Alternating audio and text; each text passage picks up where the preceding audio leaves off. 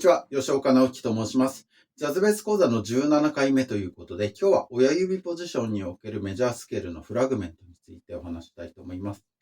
今日の狙いは3つあります。1つ目はですね、ローポジションと同じように親指ポジションにおいても様々なポジションで演奏すること。それから2つ目、親指ポジションにおいて親指をフィンガリングの中で積極的に使っていくこと。そして3つ目は親指ポジションにおけるですね、左手の強化。これがあります。今日はメジャースケールの3音のフラグメントと4音のフラグメントを親指ポジションで弾いていただくんですけれども、まずは3音のフラグメントから説明したいと思います。はじめに E メジャースケールの3音のフラグメントです。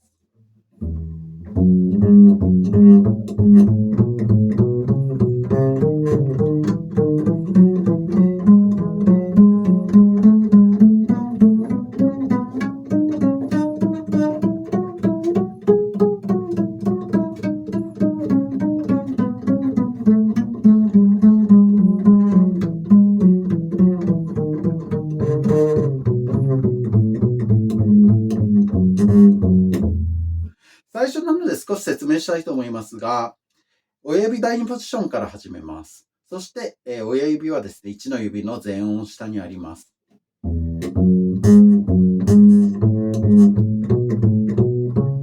の辺りからですね、親指を1の指の半音下に移動させておきます。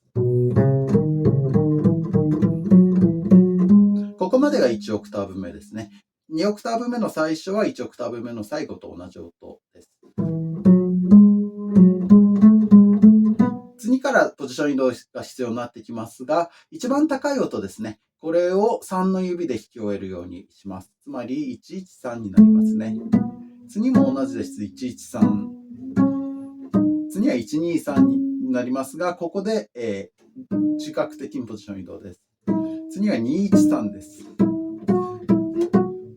下っていきます。下りのフィンガリングはですね、上りのフィンガリングをそのままひっくり返したものになるはずです。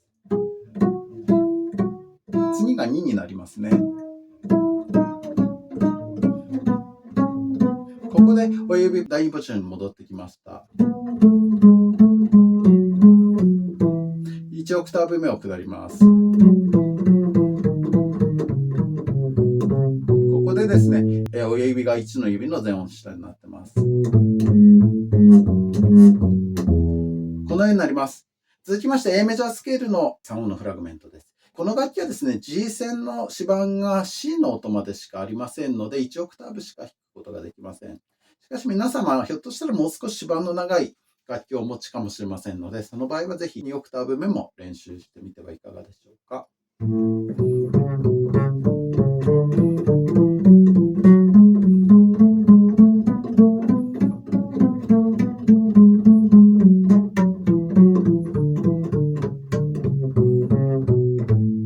続きまして、D メジャースケールの3音のフラグメント。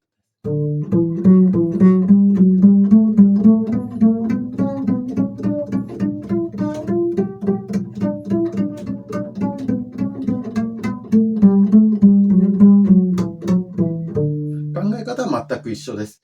続きまして G メジャースケールの3音のフラグメント。これは2オクターブ弾くことができます。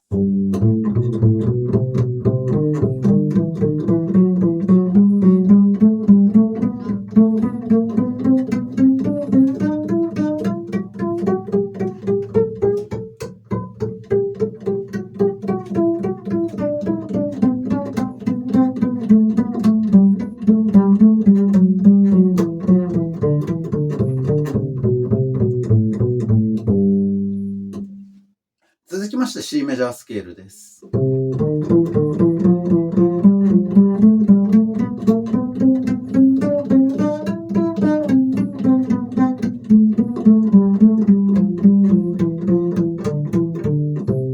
続きまして、F メジャースケールです。ここまではですね、親指第2ポジションで始めておりましたが、次のスケールからしばらくは親指の第1ポジションからスタートさせます。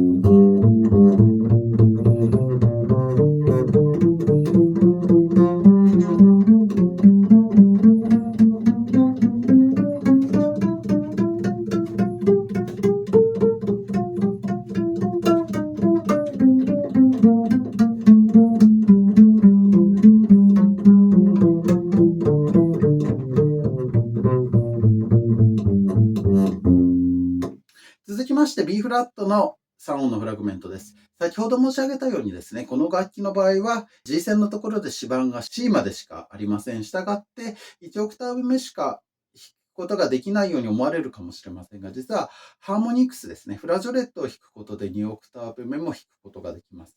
今はそのやり方で弾いてみたいと思います。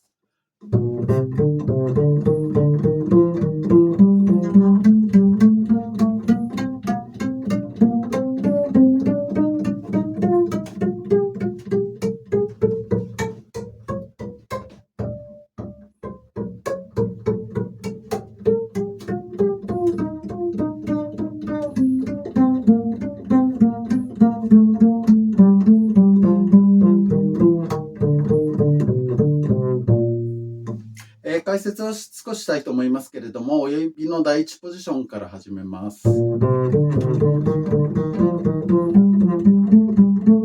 次から、ポジション移動が必要になってきますね。213になります。そして次は113ですね。で、この時にですね、親指を1の指の下にしておきます。そうすることでですね、2オクターブ目の最初をこのポジションのまま弾くことができます。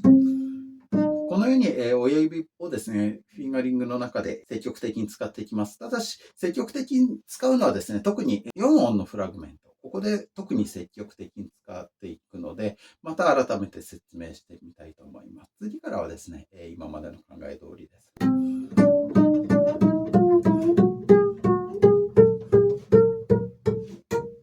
で、次、11で3のハーモニクスで、このように弾くことができます。いいの音が出ます。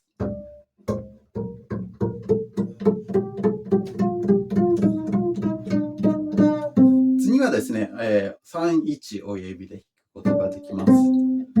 で、次はですね、同じ3音を弾くんですが、今度は3、1、1に変わります。で、2で弾くことで、親指第1ポジションに戻ります。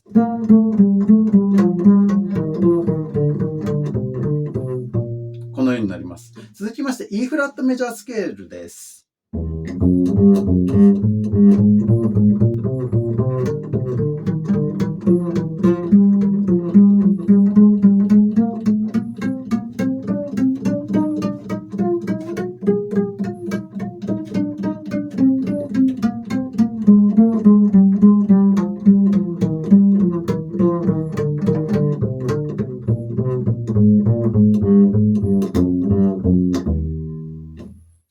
続きまして、A フラットメジャースケールの3音のフラグメントです。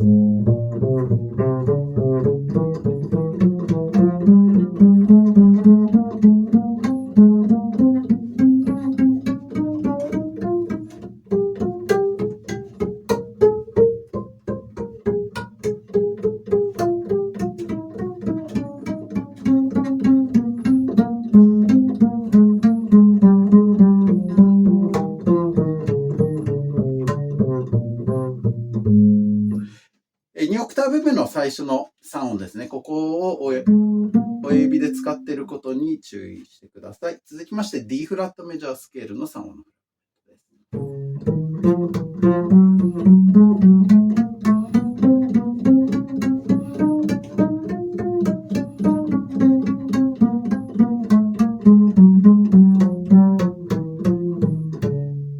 このようになります。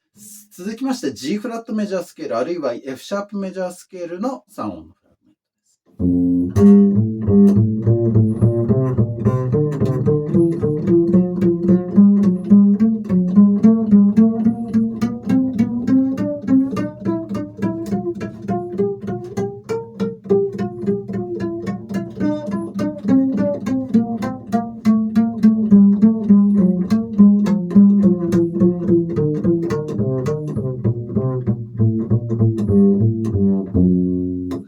続きまして B メジャースケールの3音のフラグメントです。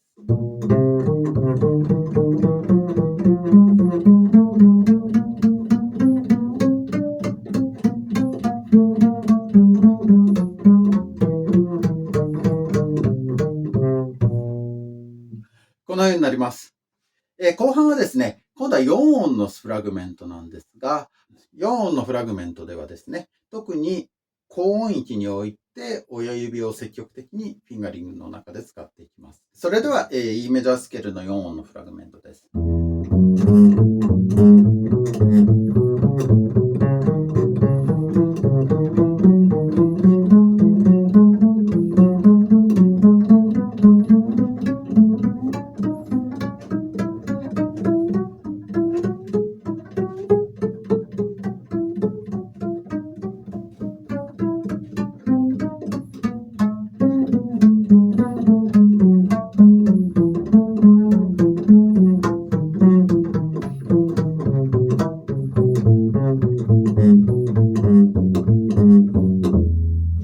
このようになります。最初はですね、親指の第2ポジションから始めるのですが、で、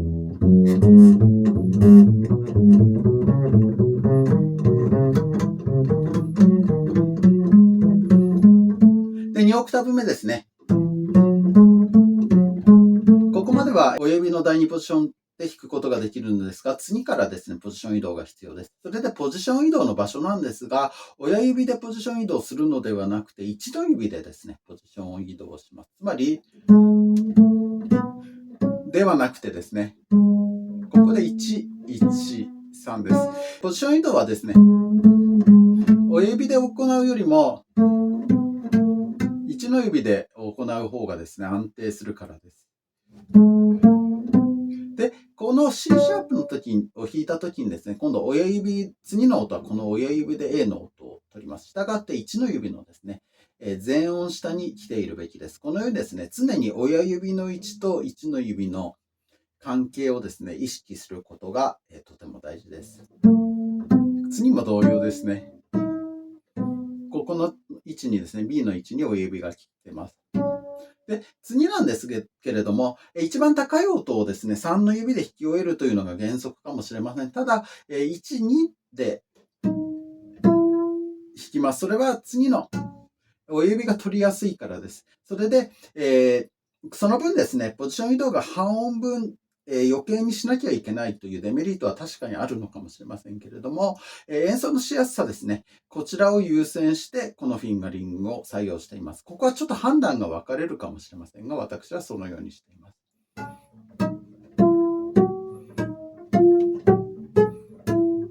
で、最後もですね、先ほどの一貫性ということで1、2で取っています。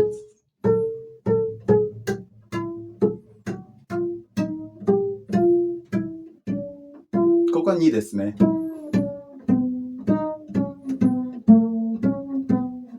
ここで親指の第2ポジションに戻ってきました。こ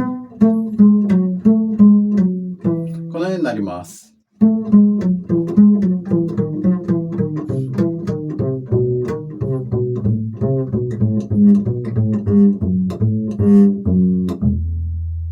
続きまして A メジャースケールの4音のフラグメントです。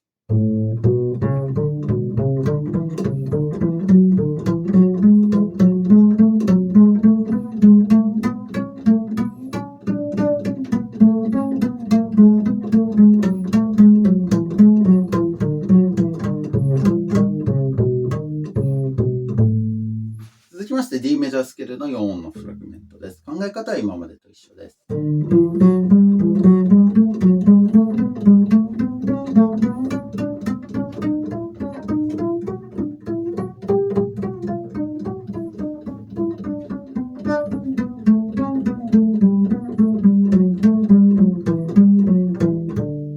続きまして G メジャースケールの4音のフラグメント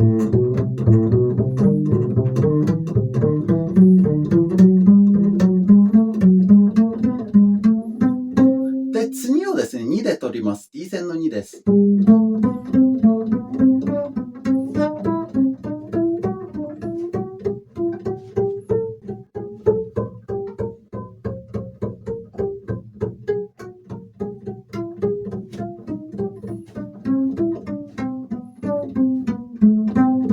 ここも2で取ってます。で、ここでポジション移動ですね。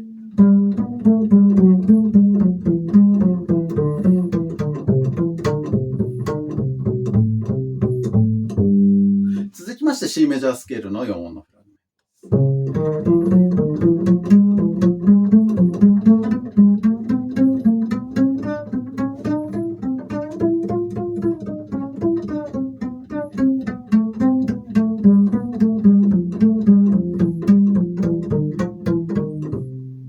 のようになります。続きまして F メジャースケールの4音のフラグメントです。ここからはですね、しばらくは親指の第1ポジションからスタートさせます。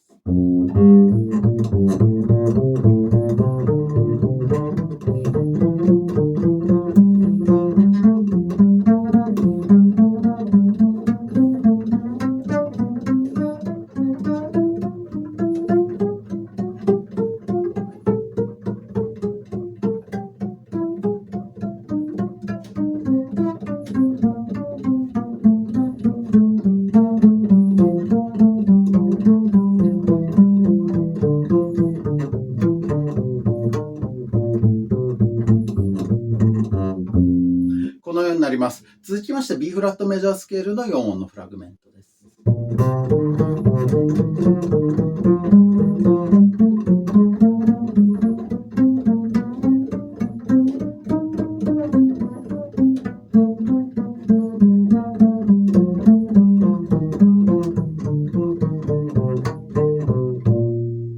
続きまして E フラットメジャースケールの4音のフラグメントです。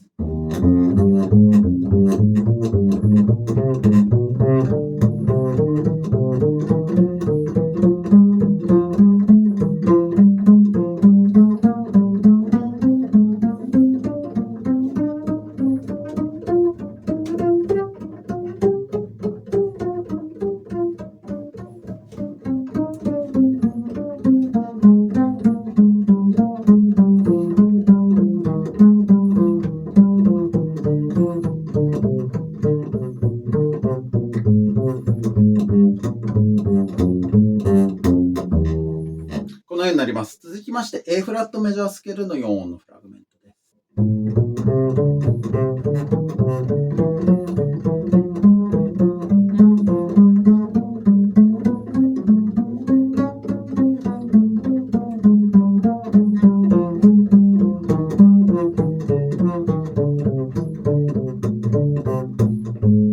続きまして D フラットメジャースケールの4音のフラグメント。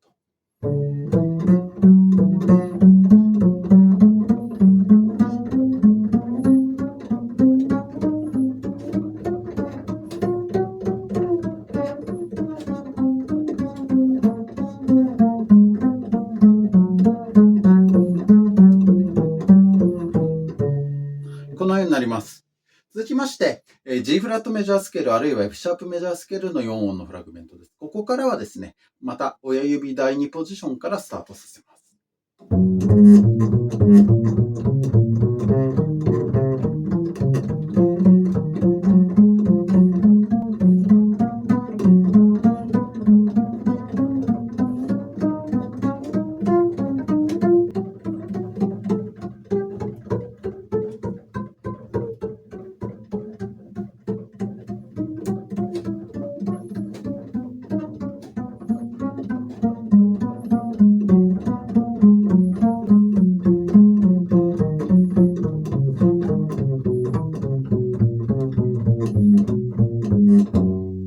このようになります。最後にですね、B メジャースケールの4音のフラグメントです。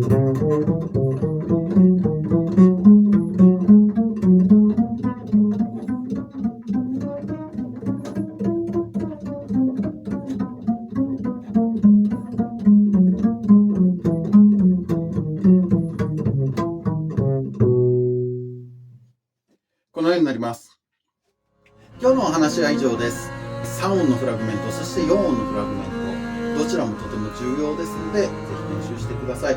特にですね、4音のフラグメントで高いレンジでですね、親指を積極的に使っていきます。そのためにはですね、親指が第1の指の半音下にあるのか前音下にあるのかということをきちんとすでに意識できているかということがとても重要になってきます。そしてこのフィンガリングをですね身につけることで今までなんとなくですねこうハーモニック要因になってたこの親指をですねより広くいろんなところで使うことができます。これどのようなメリットがあるかというと親指ポジションですね123本指で弾いていたところに加えて親指が加わることで4本指で弾くことができます。